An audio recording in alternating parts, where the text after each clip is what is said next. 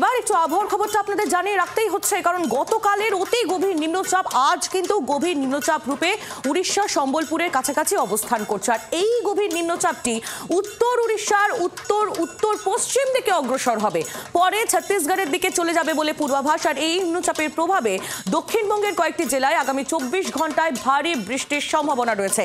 এই নিম্নচাপের প্রভাবে উত্তরবঙ্গে আজ থেকে বৃষ্টিপাত অনেকটাই বাড়বে। ইতিমধ্যেই দফায় দফায় বৃষ্টি শুরু হয়েছে রাজ্যের বিভিন্ন প্রান্তে। যারা এখনো ঠাকুর দেখছেন, প্যান্ডেল হপিং করছেন, তারা কিন্তু ছাতা অবশ্যই সঙ্গে রাখবেন।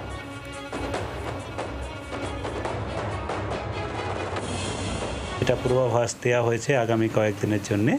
সেটা হলো দক্ষিণবঙ্গে আগামী 24 ঘন্টায় সমস্ত জেলাতেই প্রায় সর্বত্রই হালকা থেকে মাঝারি বৃষ্টিপাত আগামী 24 ঘন্টায় হবে। রবিবারে আমাদের বৃষ্টিপাত কমে যাবে, তবে দুপুরের একটু আগে থেকে শুরু করে সন্ধ্যার মধ্যে 1-2 পশলা বৃষ্টির সম্ভাবনা থাকে, সেটা থাকছে, কারণ বজ্রবিদ্যুৎ সহ বৃষ্টিপাতের সম্ভাবনা রবিবারেও রয়েছে।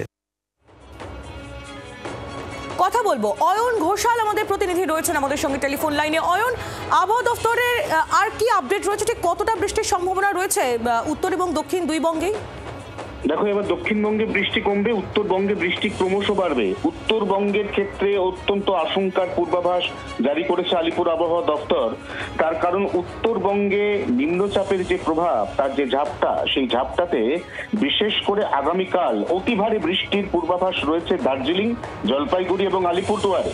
কোচবিহার এবং কালিম্পংয়েও ভারী বৃষ্টি হবে এবং আগামীকাল বৃষ্টি বাড়ার পরে অন্তত আরো প্রায় 48 ঘন্টা এই অতিরিক্ত বৃষ্টিপাত চলবে। ইতিমধ্যেই আমরা জানি যে পার্বত্য নদীগুলি, সেখানে জলস্তর স্বাভাবিকের উপর দিয়েই বইছে।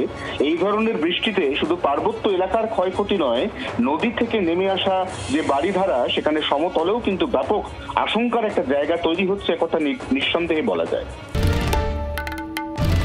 বাংলার আওয়াজ, বাঙালির আবেগ, জি 24 ঘন্টা।